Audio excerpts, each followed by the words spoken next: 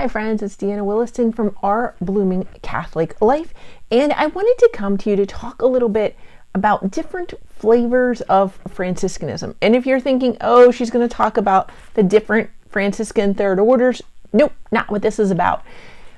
I know we've all seen some incredibly different, it's hard to put your finger on it sometimes. It's one of the reasons why we say when you want to join the secular Franciscans, you need to discern a fraternity and they are discerning you all the same time you're discerning a Franciscan calling. I know all this is confusing, but not everyone's exactly, it's hard. I'm going to give you this example. I watched a video recently of a place that offers free online webinars and YouTube videos on Franciscanism, and I have not been able to sit through an entire one of any of their videos.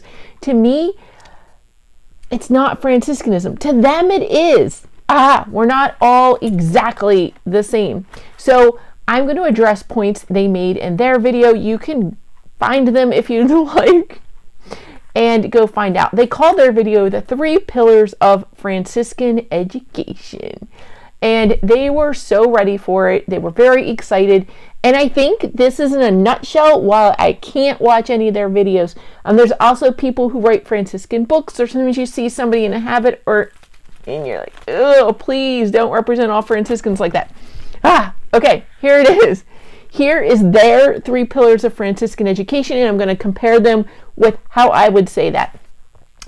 Their first one was equality and brotherhood. And yes, this is very much a Franciscan tradition. St. Francis, as you know, he didn't want to be above the brothers. It's why friars are different than monks. It's one of the differences. In friars, they're all equal. And depending on who your provincial leader is, he may have everyone called friar. Instead of father and brother, they may all be called friar, like Friar Tom, Friar Bill, Friar Pascal, instead of father or brother Bill. Like instead of Father Bill and Brother Pascal, you might all be called friar as your title, because there is an equality among them that's unique. St. Francis didn't even want to be a priest. I think at one point they wanted to become a bishop. They talked him into deacon, and that's as high as he would go, because he really believed in this equality of the brotherhood among the Franciscans. Now, how this particular group saw it was that there is no teacher. We're all equal. So even though I'm teaching a class, I'm going to learn from you, which is true to some extent. You do always learn things from your students, but I'm hoping that they learn from you the content material they've signed up for. And are they contributing something new? I know, like when I teach chemistry, the way different kids' brains react to what I'm teaching them and how I'm teaching them always helps me to pivot and adapt. I may realize that something in the material I'm presenting is not as clear as I would like, and so I'll find a different way to present it. I'm famous for like doing charts and graphs and color coding things, and that's the way I like to present things. And yes, it is the kids in my classes who inspired me to do that. Would I say that I'm on an equal footing with my students? No, I'm in charge of the class. I am teaching them the bulk of the material. Do they have input in it? Yeah, if there's a way I can see to inspire them and get them to learn it better, yeah, but they're not going to take over the lesson. Now, I actually had a group of 3 boys I had for science for a number of years, and I found that they did really well. This is funny. It's not quite great books, but it's story-based learning. If I could take the lesson and help them craft it into a story, they could remember it. It's how their brains worked. I had them teach the lesson one year, one of these story lessons, to a group under them, and they were just like, they didn't know what to do with it because the next group of students didn't learn that way. We made up all these characters, and it was odd because it was like phototropism, hydrotropism. It's the way plants grow. Do they grow toward the light? Do their roots grow towards the water? It was kind of funny, and the kids made a story. It involved aliens and banana-horned cows. But so did I learn from those students, and did I adapt with them? Yes. Would I have said it was equality, there is no teacher? No, that's not what I would say. Francis very much did believe in authority, because here's the thing. He believed that the brothers were equal, but when he was going to make a major decision, he went to a bishop or a priest. He didn't do it on his own. He always sought the advice. Obedience is a huge Franciscan principle. And whenever those assignments come out, the friars, people are like, "But why are you moving?" And the friars like, "Because obedience." That's like, it doesn't, so many of them, it doesn't even phase. They're like, you're like, "What are you going to do next?" And they're like, "I'll wait and see."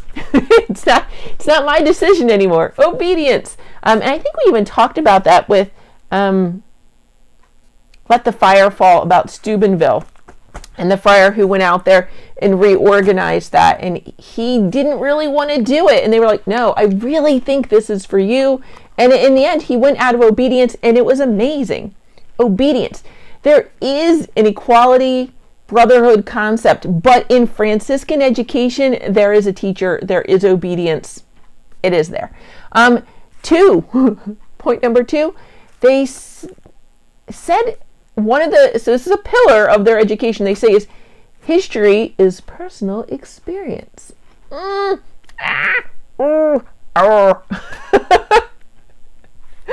does drive me odd. That's very much more like the constructivism theory of education that's so popular right now. And another way to say that is kind of relativism, where your personal experience is almost more important than truth. And yes, your personal experience is your truth. It's never the whole truth, though, is it? There is a truth. There are church regulations and rules and dogmas. They may not be your personal experience, but the way a lot of people teach it, I have a master's in pastoral theology, so we came across this. A lot of people call it the bottom-up system of theology, where it's the practice of the common people, and it becomes the doctrine, which is kind of in the church, but it's more like Christ taught it. It was very popular, so there wasn't a need to define it. And then at some point, somebody challenges it, so we define it. Does that make sense? There always is an objective truth.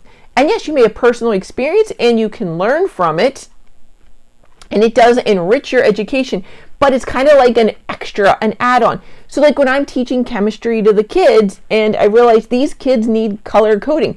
When I write out the equation, maybe I have the reactants in one color and the products in another. So kids can very clearly keep track of things as they're going back and forth. That I'm using their personal experience, especially my students with dyslexia, my young ladies with dyslexia. Color coding is key to getting them to understand it. So I do take that personal experience of theirs and I incorporate it into my lessons. Like the guys who needed the story-based learning to learn. That's okay. I had another group of students once that were super visual. And so I made PowerPoint slides with pictures, and it really helped them to learn. So do I incorporate their personal experience? Yes, but there's always an objective truth. And that personal experience may be how we approach it or how we access it, but it's never the truth itself.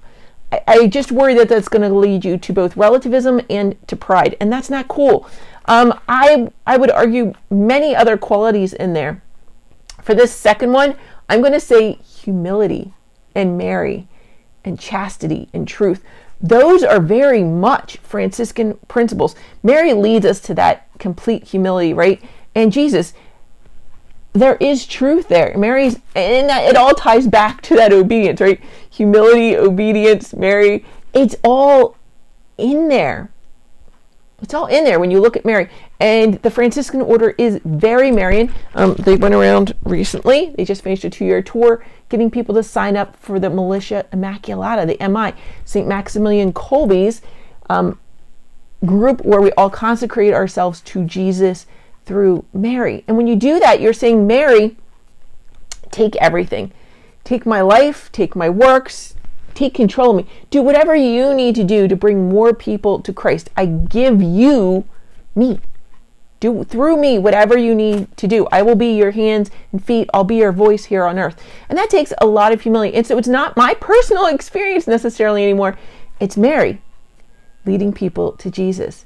And that's a real humility. It's also because, the Bible verse, if I boast of my weakness, I'm not like, hey, Mary, I have this YouTube channel and I'm awesome and you can use it.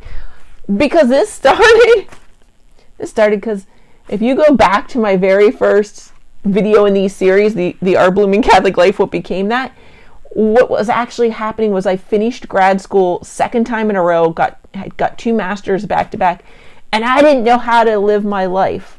And I was trying to figure it out while talking to a camera.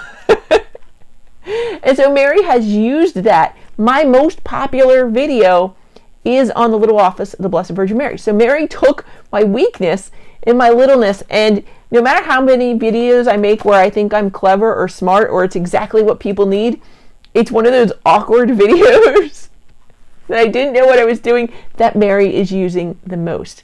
So I'm saying the number 2 no is humility. And that could be you go into a class and say, hey, I don't know everything. I'm here. I'm ready to learn. That's how that can look in education, which ties into that obedience in number 1.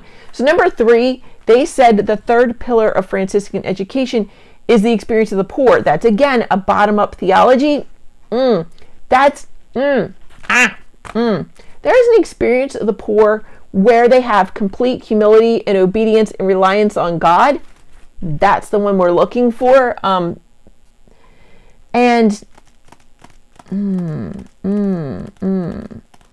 is that a pillar of Franciscan education? The experience of the poor. We just had personal experience as number 2, and that everybody's equal at number 1. I didn't understand their video at all. I'll admit it. And like I said, there any different flavors of Franciscanism, and that is not mine. What I would say is, instead of experience of the poor, the poverty of the incarnation. It's the Eucharist. Franciscans are a very Eucharistic people, and the poverty of the incarnation, that brought St. Francis to his knees. Literally, it's why he created the Christmas creche, because the incarnation blew his mind. The Bible verse where it says that equality with God was not something to be grasped at, and you go and read it in another version, and it's not something that somebody could take away from him. He had to give it up freely, and he gave it up freely. Imagine you're God, you're all powerful, you could do anything, and you go, for love of these people, I'm going to become mortal for a while. I'm going to live in one of these stinky little bodies for a little while, right? I'm going to go do that.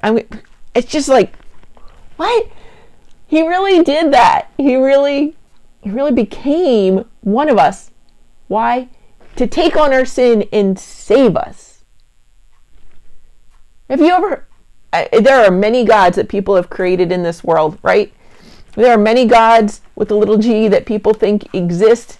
Have any of them completely humbled themselves out of love for all of humanity and taken on all of our sin? It's very exciting. I've been doing Dr. Taylor Marshall's plan for reading the Bible in a year with the Dewey Rhymes version of the Bible, and I'm reading through like Numbers and Deuteronomy, and my mind is blown. And all of the symbols, so the red calf symbol, all of the sacrifice that went on in the early days with Moses, all of that sacrifice, that's Jesus, that's prefigurement of Jesus, and just the humility of it, and putting all your sin on that animal, and then offering it up. And that's where it is. That's where it is. For everything that went well in your life, you would offer back sacrifice. And that is number 3, that poverty. When you go into a Franciscan education, you have to be in complete awe of the incarnation at every step. Be aware of what Jesus has done for you, of what God has done for you, and every aspect of that education. Because you can get tied up in, I've got this exam, I've got to read this, I've got to write this paper. But if you lose sight of the poverty of the incarnation, you're missing it. If you're losing sight that the Trinity sent the Son out of love for us, that the Holy Spirit came down to us, that's what he left us with, the love of the Father. If you forget those for even a second, what is Franciscan education? You're not learning anything worthwhile if you have forgotten that. Experience of the poor, is it valuable? Yes. Do we learn from interacting with the poor? Absolutely. But is that a pillar of Franciscan education? Would I ever call it that? No. But the poverty of the incarnation and the love of the Trinity, those are what I'm going to say. So they had equality / brotherhood, history / personal experience, and experience of the poor, I'm going to come back at them with obedience, humility, a Marian humility in this case. And the third one is the poverty of the incarnation and the love of the Trinity. If you're reading something that's Franciscan and it doesn't have those elements, I suspect, friends, it's not Catholic. I'm going to put that out there for your consideration. And I'm going to end this here. I know that may not be a popular take, and that's my take at this point in my life. Because some of what we see out there isn't right, and you do have to speak up and say that. And many times throughout the years, we know different orders have been reformed and reformed quite successfully. And the Franciscan family is so big. We've got several we've got several groups in the first order. We've got the Poor Clares in the second. God bless them.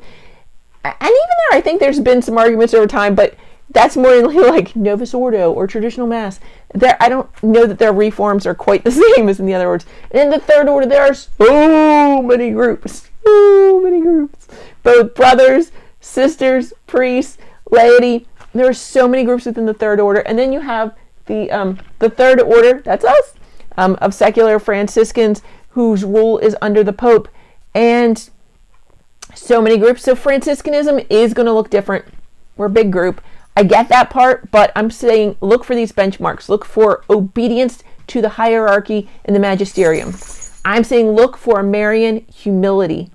And I am saying look for the poverty of the incarnation / the love of the Trinity.